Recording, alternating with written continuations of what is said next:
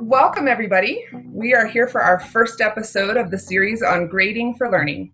We are super excited to begin these conversations with experts in the field, as well as a variety of practitioners who are passionate about the practices and mindsets which support all students in their learning journeys.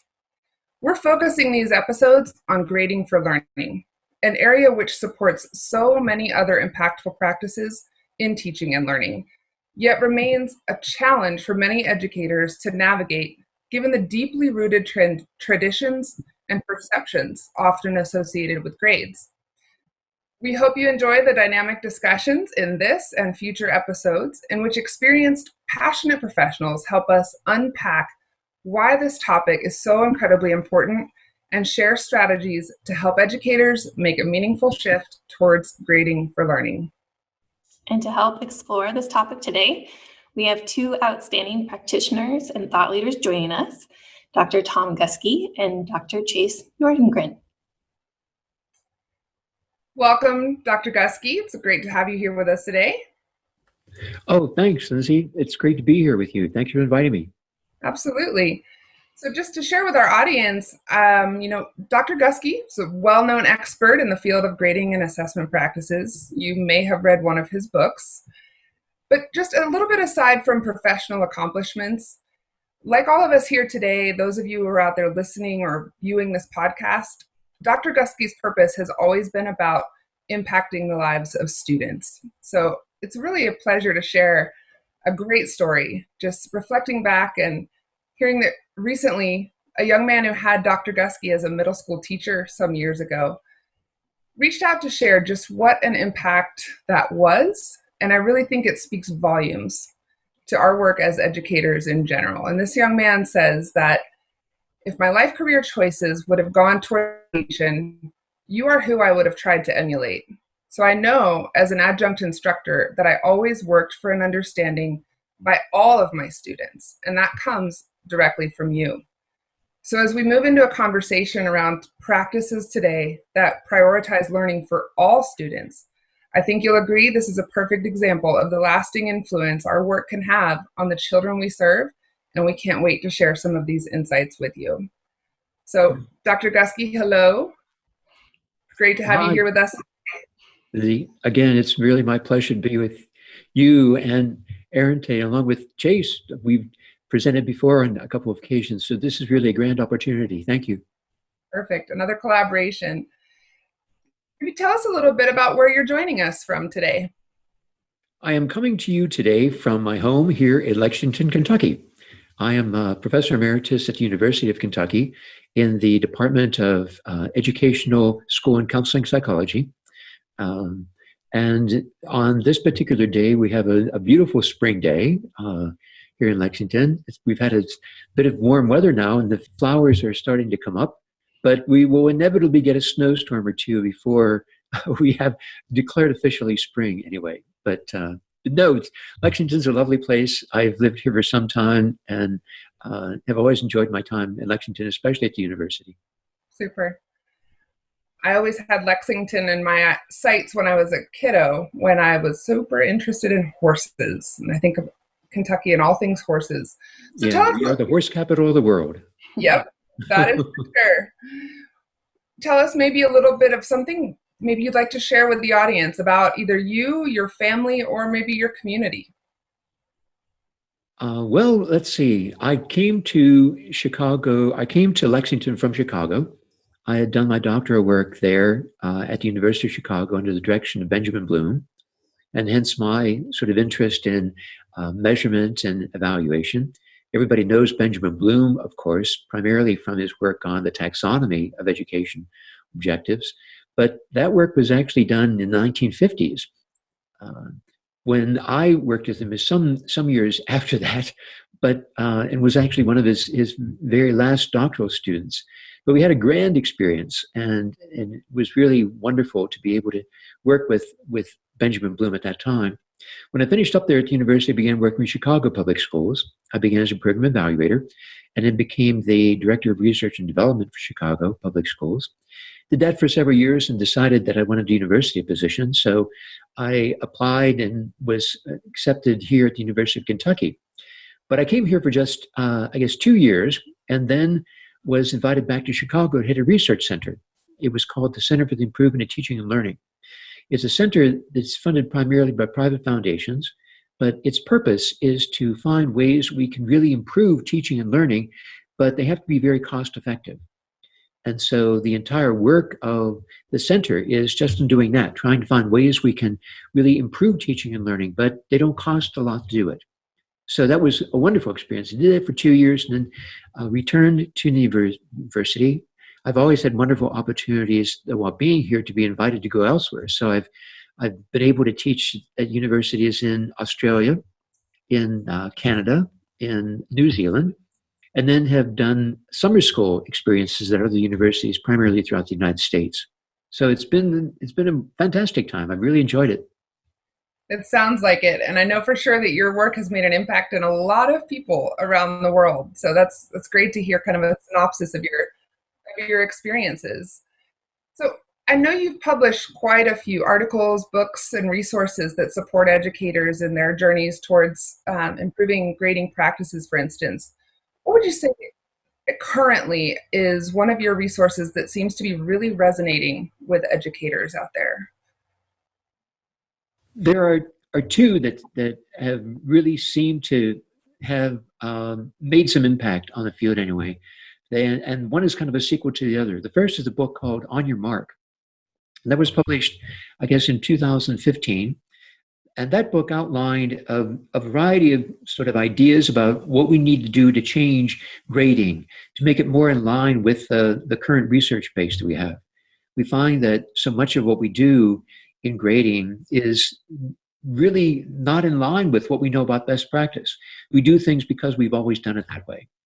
And to be able to step back from that and say, what are the things we could do better that would have a more important influence on being better communication with parents and families and being better to support the learning of students.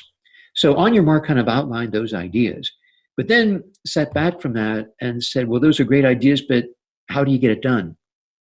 And so developed a second book to sort of be the sequel to that, which talked about what are the techniques and strategies that you have to employ to really bring about that kind of change. When you take on grading issues, you're taking on what are the longest held traditions we have in education today. When you try to change those traditions, it means going up against some really cherished beliefs and orientations that is really difficult to take on. So it means you really have to have a good understanding of the change process. So this book called On Your Mark extends On Your Mark and called Get, Set, Go is now that we know what to change, how do we go about making that change?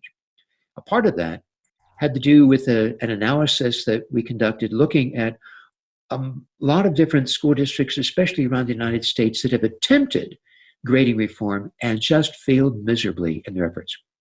So we tried to understand what they did wrong, and what we can learn from those experiences to provide guidance and direction to new districts that are moving this direction and want to make sure their efforts are successful and can be sustained. Super. And I can't wait to hear some of the insights from those books come out in our discussion today as we look to shed light on exactly some of the things you just described, that purpose and then that how. So Right. Thank you so much. It's great to have you here with us. And Erin, I'll pass it to you. Excellent. I get to welcome our guest, Dr. Chase Nordengren, who is a program evaluator and senior researcher here with us at NWEA.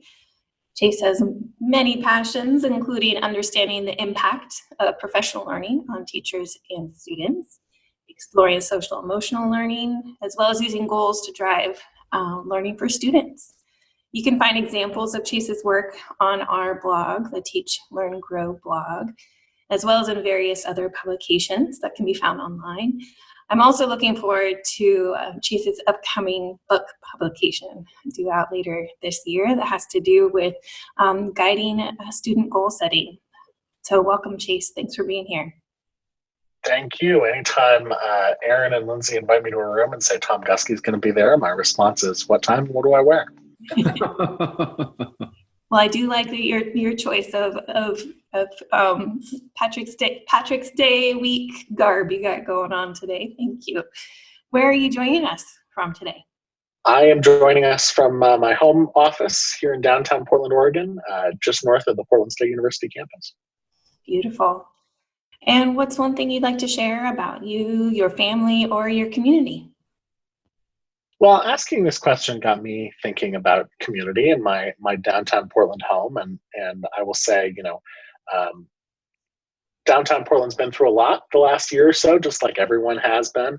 The pandemic especially, I think it has created a lot of misconceptions out there about what's going on down here, what life is like. I am here to say that downtown Portland is healthy, that I am still grateful every day that I get to live here, and that especially when life gets back to normal and things start opening back up again, I am looking forward to a great summer of being back out in this neighborhood, in this city. And summer in those park blocks is one of my favorite things. I mentioned a few of your passions and educator roles in the intro, but what else would you like to add about your current educator roles? Well, you mentioned the work on student goal setting that we're in the process of embarking on now, culminating in a book here in the next several months. An interesting intersection, I think, happened when we started to really understand the outcomes of the COVID pandemic on our education system and that work. It was certainly on our minds before that. But as we started to think about what a period of kind of unprecedented interrupted learning would look like for students, how that would lead to differences in where students are even within the same grade level, what students would need to do in order to catch up with their learning, but catch up in a way that made them feel empowered and in charge. The goal setting work took on, I think, even more importance and urgency. And so we're finding new ways now to share with folks the ways in which allowing students to set their own goals, to track their progress against them, to make next steps, are going to, we hope, help them navigate the difficult educational landscape of the next couple of years. Excellent. And I love how you connect it back to empowering the learners, the students. And for people listening who might not have had the opportunity yet to think through how goal setting and grading fit together, grading for learning, how do you like to explain that connection? Well, Tom's already hit this pretty well on the head, that one of the purposes of grading, I'd say the main purpose, is to communicate with students how they're doing. And one of the reasons that it's important to do that is because understanding how you're doing is a critical first step in actually feeling empowered to do something about it. And so I think that we can think about goal setting and grading as two different ways of trying to communicate different sets of learning. Where students are in the moment in the case of kind of goal setting and where they are against their own metrics, where students are relative to the expectations of their peers, the larger community in the case of grading. In both cases, I think we can judge the efficacy of the practice in part by how well students actually understand how they're doing. And I suspect that Tom would agree with me that one of the faults with many contemporary grading practices is that students don't come out of them actually understanding all that much about what they've learned, where their learning is relative to others, what they need to do in order to make that learning continue. Excellent. I like pulling all those pieces together. And we're not talking about one thing disconnected from another. It's all about how do we support learning. Thank you. Next, we get to dive into some questions with our guests. Lindsay, will you get us started? Absolutely, and we sure are already getting some great ideas right on the purpose of these questions that we're bringing to light. So just continuing the conversation, if very simple, straightforward question, what is the purpose of grading and why do we even need to do it? And Tom, I'd love to have you start off with your thoughts on that. Okay, Lindsay. Well, the advantage we have is that researchers have actually posed that question. And they find that when educators are asked about the purposes of grading, that most of those purposes fall into 6 broad categories. That one of the purposes is that we're trying to communicate information about how students are doing in school to parents and families. A second purpose is to actually communicate that information to the students themselves, especially for the purposes of self-evaluation. Now, third, we also use grades to sort of select, identify, or group students into various educational programs. You have to have decent grades just to be promoted from one grade level to the next. You need high grades to get into honors or advanced classes, and you clearly need high grades to get into college or university. Low grades are usually the first indication that some additional assessment may be necessary to determine if a student has special needs. Fourth, we grade because they provide incentives. Now, a lot of people argue about that, but the evidence is pretty clear. I mean, the first thing students ask when a teacher announces going to be a quiz or an assessment is, does it count? Is this for a grade? And if the teacher says, well, no, it doesn't count, who studies for a test that doesn't count? So clearly there's also some incentive value there. Number five, we do use grades to document appropriate effort or responsibility on the part of students. And then finally, we look at grades when we evaluate the effectiveness of various educational programs. If the program is doing well and students are learning better, we would want the grades to be going up. Now, any of these could be considered legitimate purposes. The problem is we can't do it all with one reporting device. And this is where people get into trouble. They try to use a report card to serve all those purposes. And the problem is that some of those purposes are actually counter to each other. I mean, there, for example, if you say the real purpose is to communicate to parents or to students, then you would hope that all the students are doing well. But if all the students are doing well, they're all earning high grades and there's no variation in the grades. Well, that sounds great, but that means you can't use it for evaluation. And it means you can't use it for selection because those two things require there to be variation in the grades. So regardless of the purpose we choose, we have to establish some priorities. And more important, there needs to be consensus within a school about the purpose. In recent years, we've been doing lots of studies where we've actually asked parents and students about grading, and we're getting all kinds of mixed messages from them. But one of the major dilemmas that parents, along with students, always cite is the lack of consistency among teachers in the same school with regard to grading policies and practices. That when students move from one class to another, all the rules change. The purpose of the grade changes, what counts the part of the grade, all of that changes. Now, some students see this as a huge game, and they become strategists in the game, want to understand it well and how to play, and some are very, very good. But for a lot of kids, this is a total mystery. And so before the report card comes out, their parent turns to them at the dinner table and asks, what grade are you going to get in this class? And in all honesty, they reply, I don't know. So if it's supposed to be a communication device, it doesn't serve that purpose very well at all. So yeah, we do have a lot of purposes, but we are not so good at establishing priorities among those purposes. And that's going to be our biggest challenge, that we need to establish that priority and we need to reach consistency in that priority among teachers in the same school. That school leaders must be able to take on that responsibility, bring people together, and go through this process of what we call disagree and commit. Disagree and commit is posed as a sort of management strategy. You'll see it a lot from these very successful modern corporations. Digital, Amazon, Intel, for example, all talk about disagree and commit. And the idea is that you bring people together with widely different perspectives, but then they realize we're working toward the same goals. We have to commit to one direction to it. And actually, the history of disagree and commit is much longer than that. It goes back to how we planned military campaigns. And if you remember those old photographs of Eisenhower and Montgomery at the end of World War II, brought together this whole team of military strategists to design how they were going to invade Europe to try to end the Second World War in Europe. And so they met for 3 days. When they began, they disagreed vehemently how to do it. But after 3 days, they came up with this plan, what they called the D-Day invasion. And they all agreed because they had to work together.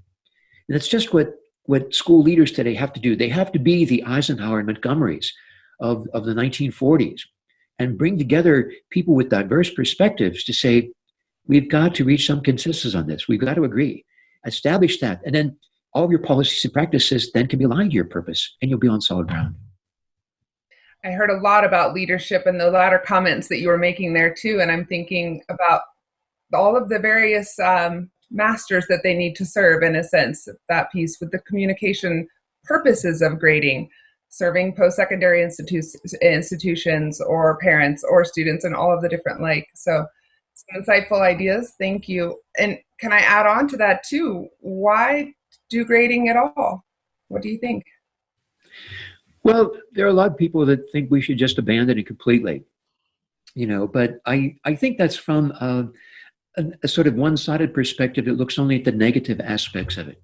As Chase brought up earlier, that stakeholders want to know two things about how kids are doing in school. First of all, they want to know how they're doing. They want to know what kind of learning progress they're making.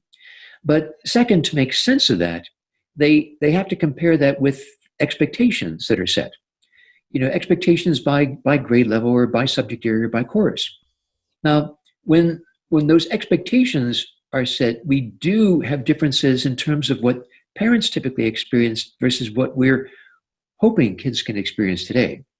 Parents came up where your level of progress was based upon how you compared to classmates. And so parents are always asking teachers, how's my kid doing compared to everybody else in the class? And this is sort of a norm-based comparison that really doesn't make sense.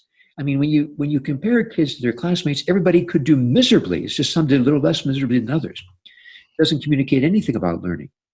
And so we're trying to have that change to a comparison to the expectations that are set, the learning goals and standards that Chase was talking about earlier. And that way we can say your child is doing well compared with our expectations for this time. Now, a lot of people are suggesting we need to do away with time constraints for those expectations, that we shouldn't have grade levels anymore. And, there's clearly a need to be more flexible with regard to timing issues. But education is always going to be time bound. I mean, we can say, well, yeah, we should give kids as long as they want, but you don't want 15-year-olds sitting in a third grade class.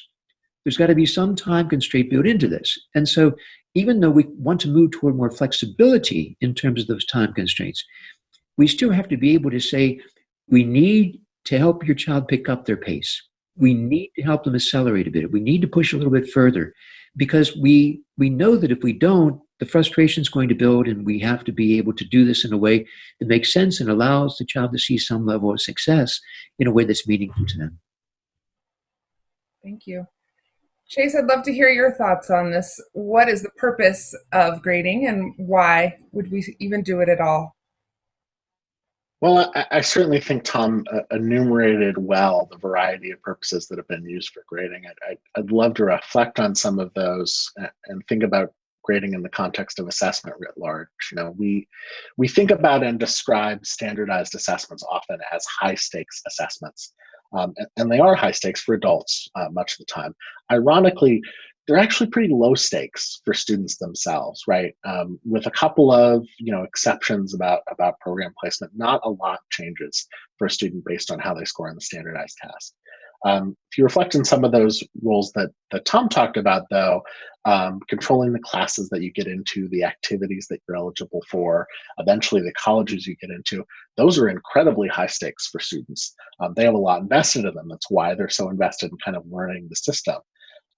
I think that merits that we provide the same level of attention that we've given to standardized testing over the last 20, 30 years to making sure that we're grading effectively and that we're grading in a way that students understand.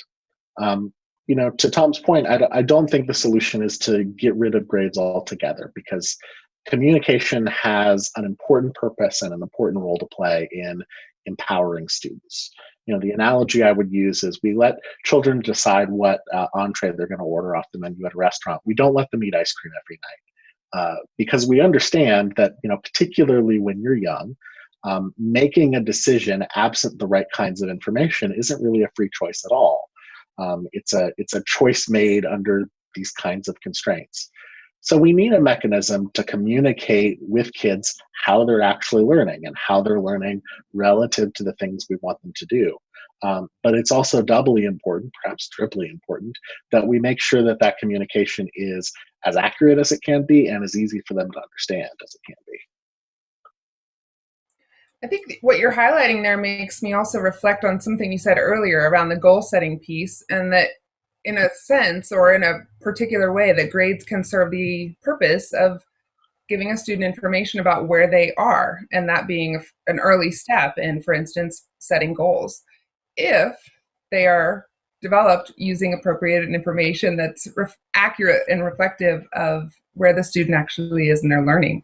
But so there's a lot of tying that together. So thank you. Anything Tom, you're welcome to follow up on the comments Chase made if you have any additional thoughts there.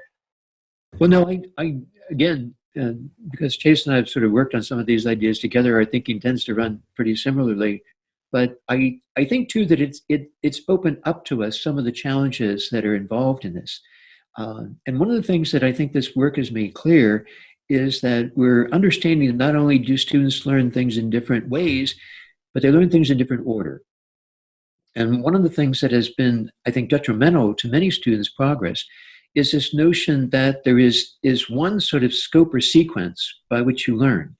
And you must master these particular goals or learning outcomes in the same order. And that's just not the way the kids learn. I mean, if every kid learned to read by mastering the same skills in the same order, every reading series would look the same.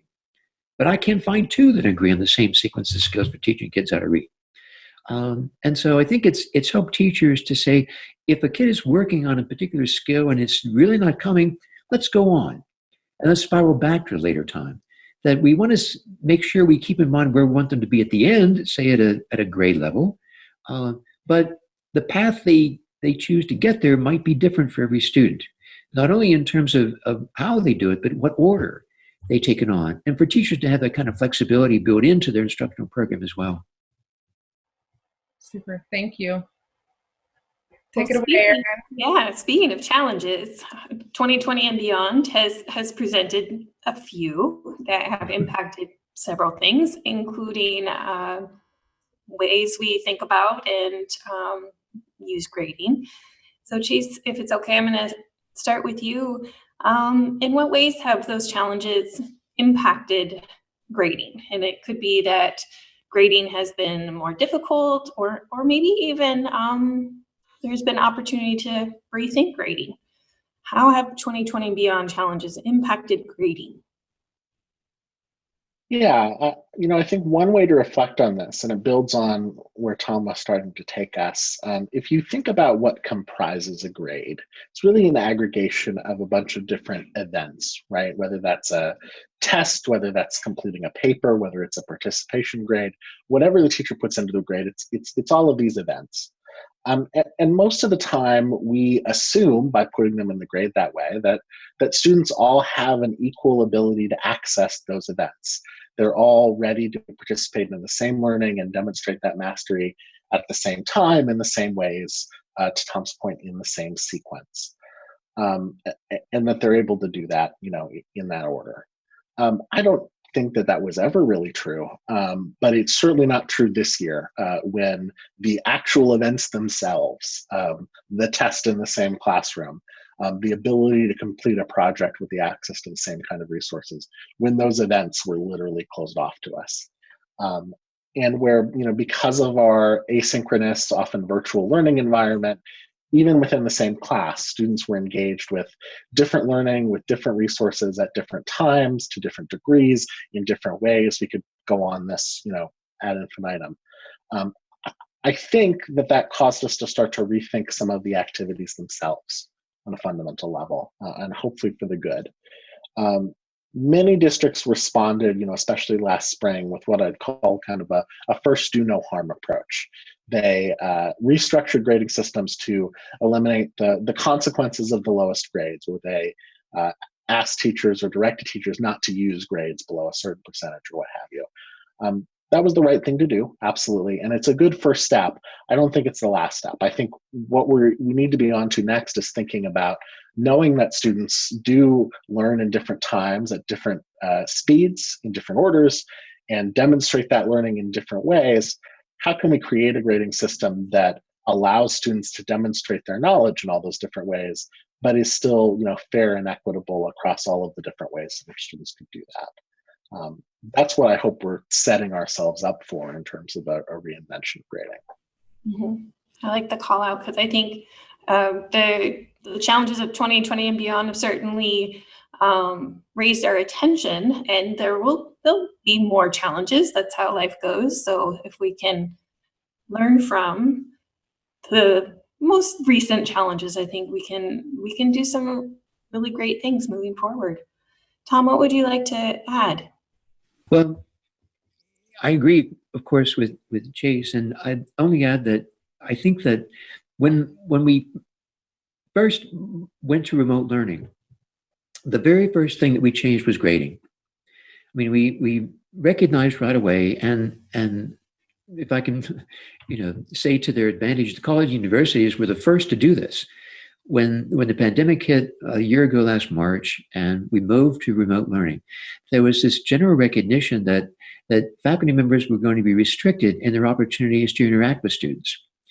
And they were also going to be restricted in the opportunities and means they had to gather information from students about their learning.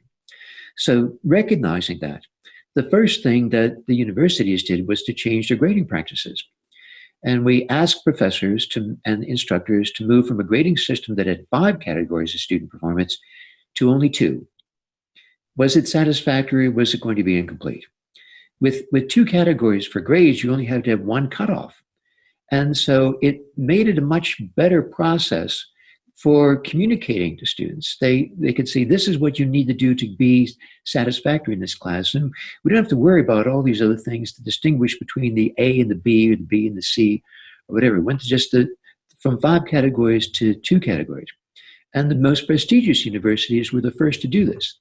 University of Chicago, Harvard University, Stanford University, moved to that right away. Well, then that sort of got passed down to our secondary schools and elementary schools that said, we need to reduce the categories as well. At the end of last year, many went to a 2-category system as satisfactory and complete. The challenge then became what happens when this new school year started. And many decided to return to that system, but their faculty recognized that if they were going to return to a system, that it had to have a reasonable number of grade categories. That we had gone from 2, can we ask faculty members to go back to a grading system that has 101 categories of performance, 2/3 of which denote levels of failure, and expect teachers to really distinguish between an 89 and a 90? Probably not. And so I think one of the silver linings that has come from this in terms of grading is that it's helped people realize the necessity of moving toward a more defensible grading scale that has fewer categories and is actually able to communicate with greater accuracy what those categories mean by defining specific criteria for each of the levels within them. So I think what it's done is it's allowed us to look at the percentage grade system in a new light, to see some of the detrimental aspects to it, especially in terms of reliability, the lack of consistency among teachers in the way it's applied, and to move in ways that are really going to improve grading in the long run to a more defensible and more consistent system of administering grades to students. Yeah, I like the check-in about what is my grade saying? What are our grades saying? And the opportunity to take a second and think that through and shift for the better. Chase, is there anything else you would like to add to that? No, I think just to bring back that theme of high stakes, especially when we get into the university setting, right? If a professor can't accurately distinguish between that 89 and that 90, that difference to a student on academic scholarship could mean tens of thousands of dollars. So certainly these are issues that have a lot of immediate and visceral importance. Yes, agreed. Thank you. Back over to you, Lindsay. Thank you. So we know that in these unique times, the lives of our students have been impacted, the lives of their families, the lives of teachers. We have potentially a great opportunity here to really support those various stakeholder groups as educators, whether you're a classroom teacher, a school leader, someone like an expert in the field like yourselves. Would you suggest that those that are listening to this today, how do they support those various stakeholder groups, students and families, for instance, but while also really taking advantage of the opportunities for change that we see that we've been afforded by having the system kind of thrown up in the air, if you will? And Tom, I'd love to have you start if that's all right. Okay, sure. Thanks, Lindsay. I guess that I keep thinking of this in terms of what we're asking parents to do. And we're asking them to envision an education system that has sort of awakened to some of the dilemmas we have in those old traditions that we've kept for so long. And parents, of course, understand the old system. It's what they know and what they've experienced. And because of those experiences, they feel they can help guide their child through it because they're familiar with it. And when we turn that around and say, what we did to you wasn't so great, and we know how to do it better, so we're going to treat your children different from the way you were treated when you were in school. That's a big change for them because now they don't know how to advise and how to support their child in doing well under the more traditional systems they did. But I think that if we follow the direction that Chase has suggested of being clear about learning goals and being clear about our expectations for students, it will really do us well in making that communication. Where parents get upset is when they don't know what the teacher expects, they don't know how to help their child, and they don't know how to give them the tools they need to succeed in that environment. So as we open up these pathways of communication, that we recognize that really grading is nothing more than a way of communicating, that we have to consider the audience for that communication as well. And if parents don't understand the information we are sending home to them, then it's not serving that purpose very well. We as educators need to be basing our changes on who the recipients of that information is going to be, and do they understand really what it is about. If we can always keep their perspectives in mind, and as Chase said, the consequences of those decisions as well, that when you're changing this, parents are concerned, is this going to hurt my child's chances for success? Will it be detrimental to their chance of getting into colleges and universities? And will it be detrimental to them getting the job they really want or finding their place in the profession that they've chosen?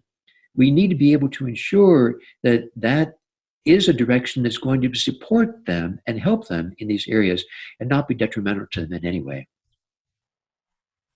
I think a lot of what you're sharing speaks to kind of systems change. If we're going to bring them on board to potentially a new mindset, we need to instill that trust and that confidence.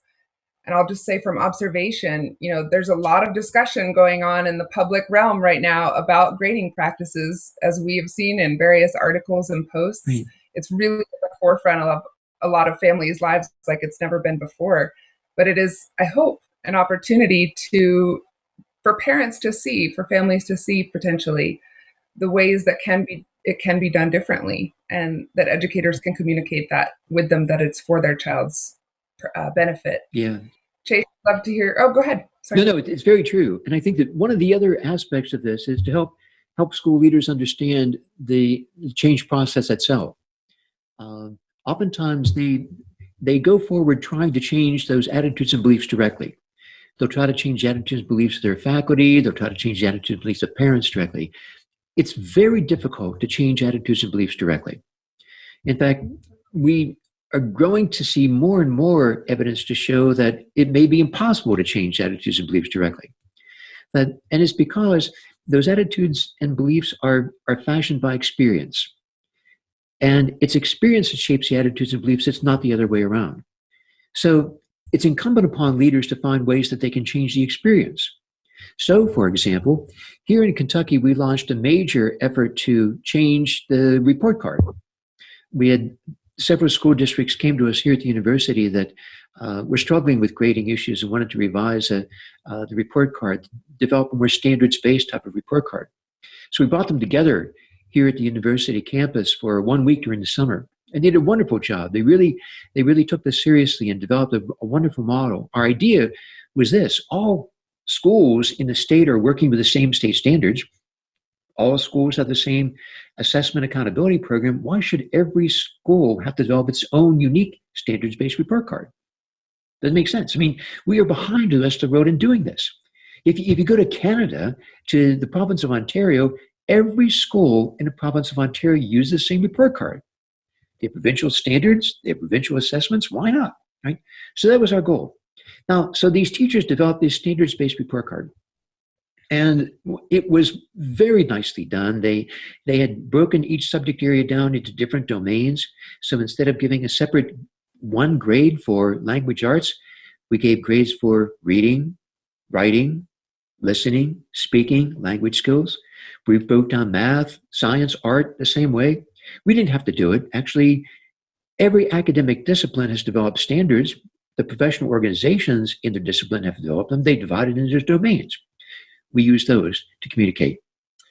We had class comments, we had individual comments, and we stole an idea we found from some of the Canadian schools where they actually put the teachers' photographs right on a report card. We did not try to convince parents this was the way to go. What we did, during the first 2 marking periods, all of our schools here in Kentucky are on a quarterly marking system. We send them report cards every 9 weeks. For the first 2 marking periods of the coming school year, we sent them 2 report cards. We sent him the traditional one that had a single grade for each class, and then we sent him the new one that broke that grade down into these components, that the class comments, individual comments, that had teachers' photographs on it. So for 2 marking periods, parents got to see both. At the end of the second marking period, we surveyed all the parents and said, we don't have the resources any longer to send you 2 report cards. We're going to send you only one that you get to pick. Whichever one you want is the one we will send you. Do you know 100% of our parents chose a new one? They have become the strongest advocates to this whole idea. We've seen no parent pushback because it's better.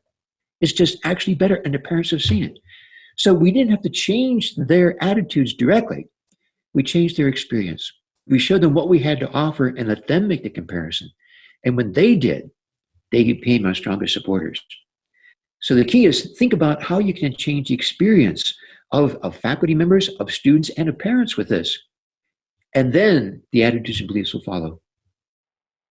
That's a really powerful example. Thank you. Chase, I'd love to hear your thoughts on other ways that we can support students, families, educators as they're navigating these challenges, but capitalizing on these opportunities for change. Yeah, 2 thoughts on that. The first, reflecting on Tom's example, it's a great example, I think, of what researchers often call a collective action problem with respect to parent resistance. When parents resist changes to grades, I think it often comes out of a fear that if their district is the only one to adopt a new grading system, that their kids will be at a disadvantage in post-secondary life in some way. Certainly a major advantage of having an entire state or entire province make that change at the same time is that it hopefully helps to reduce some of that barrier and makes kids feel that they're on a kind of more even playing field. I heard a rumor from earlier this year about a district coming back to a combination of in-person and virtual learning that said, what we're going to do is we're going to offer a pass-fail system for students who are virtually learning and a regular letter grade system for students who are learning in person. That may have made sense to some adults in the room at the time, but it creates a new kind of inequality. It creates a new thing to explain to parents, and it creates a set of perverse incentives, especially for those parents who feel their kid needs to have those letter grades in order to remain competitive. So to me, the takeaway from that lesson is, again, bringing that focus back to what's going to serve kids, both for leaders to begin reflecting from that point of view, so that we don't create these kind of perverse incentives and odd systems, and to help family members and community members begin to reflect back from kids as the point of view. Can we make a system of grading that's based on what's going to best support how kids learn? The second point I'll make with respect to all of the cultural traditions that Tom talked about, and an area where I think there are some beliefs that we can begin to disrupt. there is a kind of, I'll almost say, supernatural faith that we put in grades in this culture, that we can trust them as representations of quality. Nobody goes to the grocery store to buy grade B beef. And because we put a letter grade on it, we've drawn an analogy between the quality of how we score beef and the quality of how we rate kids. I think that perspective is due for a lot of disruption, and I think it's something we can do simultaneous with these strong efforts to actually fix the systems themselves. I really appreciate that. Tom, I'll give you the opportunity, though, if you did want to add anything to that. No obligation, but. Oh, no, I think that's absolutely right. I think that oftentimes we, and how grading sometimes accentuates those and puts students at a greater disadvantage because of the way grades are determined. I think the second thing, besides moving away from having so many levels of performance in a grading scale, is the idea of giving multiple grades, where we're taking some of those factors that contribute to kids' performance that are typically a part of what research call a hodgepodge grade, where factors related to reality and engagement are all included in a grade that's supposed to represent achievement. And we're able to get to a point now where we're saying, we don't have to put all those things together. Why can't we give a profile of a student's performance in school that has multiple indicators? Some people call it a dashboard of information. And report all those things, but just report them separately. I saw examples of this first in schools in Canada, which again have done this for decades. And when I first saw it, I said, well, it looks great, but it looks like so much extra work. And they turned back to me and said, it's easier than what you silly people do in the States. We collect exactly the same information. We just don't worry about how you weight it and combine it at the end. And they love it. They find that in some cases, kids take homework more seriously when they get a separate grade for homework. It's not counted as part of an overall achievement grade. They find, too, that teachers like it because it helps them better explain grades to parents. If a student's struggling, the teacher can say, well, look over here. The child isn't doing the homework that was assigned, and the child isn't engaging in class, and those things are going to contribute to helping them learn well. Parents like it because you can profile the performance of their kids, and the college universities love it because it reports all those separately. You get a broader, more inclusive, more comprehensive profile of that student's performance in school, all of which makes sense. So I think that when we move toward those two things, fewer number of grading levels, scales, and categories of performance, along with multiple grades where we differentiate what an academic grade means compared to grading in terms of compliance and responsibility and behavior, that it will make grading a lot more meaningful and a lot more accurate. A lot of key information here that I think our audience can apply and put into practice. So thank you. Erin, take it away. Yes, well, our time is flying by. I blinked and an hour has gone by. So I want to wrap back around to our last question, which is, and Chase, I'll start with you if that is okay. We've talked about many things, but what is something you wanted to talk about that we didn't? Or do you have any closing comments that you'd like to share? Yeah, I think, we've talked to some degree about the influence of the pandemic on these issues. And it would be easy to say, as I think a lot of districts are starting to say and assume, that as the pandemic leaves our lives and we return to some sense of normal in schooling, that a lot of these issues will start to go away. I don't think that's entirely true. Certainly, lots that we talked about previously, some of the structural inequalities in terms of how students have the ability to access information, the different orders in which students learn, have always been a part of our system. I think there's some concrete changes coming to our educational system as regard to this time. You're starting to hear more districts talk about students who actually did thrive in remote instruction and how to continue serving them moving forward. I think we'll continue to see periods where students, for whatever reason, are absent from school for extended periods of time. Maybe they're caring for members of their family. Maybe they were exposed to an illness that we've decided they should quarantine themselves from. All of these reasons are to say that a lot of the elements that characterize this time are going to stick around. And I think as a result, a lot of the questions we have about grading, and particularly this question of how to give students the opportunity to demonstrate their mastery, regardless of the mode that they're learning in, regardless of the time that they're learning in, and make sure that all students have that opportunity equally, that question is going to be very much with us. And now's the real ripe opportunity to begin thinking about how we design a grading system that does that. I like that. I like the ripe opportunity. Tom, what do you wish we would have asked you, or what concluding comments do you have? Well, yeah, perhaps I can just add to what Chase already shared. I do think that grading is also an area where technology is actually working against us. All schools in our country now, most at least, are using computerized grading programs. And these computerized grading programs are not aligned with best practice. They are aligned with what has always been done.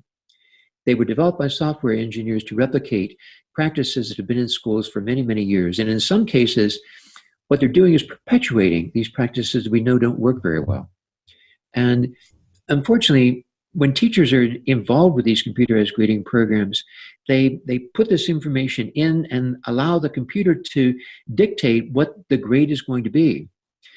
Grading involves some very thoughtful professional judgment on the part of teachers who understand deeply what those kids are like and what they're doing. Now, you need to have clear criteria for it, but we need to keep in mind that grading is not just an academic exercise. And it's also not a mechanical process. It's not something a machine can do. It involves professional judgment that is very personal to that particular child and to their parents. No kid ever said, Power School gave me a grade, or Infinite Campus gave me a grade, or Skyward gave me a grade. Kids say, you gave me the grade. And I think it's really important that we recognize how personal that whole process is, and to make sure that we can defend it from our purpose and the information we have that is aligned with that purpose. If we can do that, then we'll be on much more solid ground. I appreciate you bringing up that particular consideration.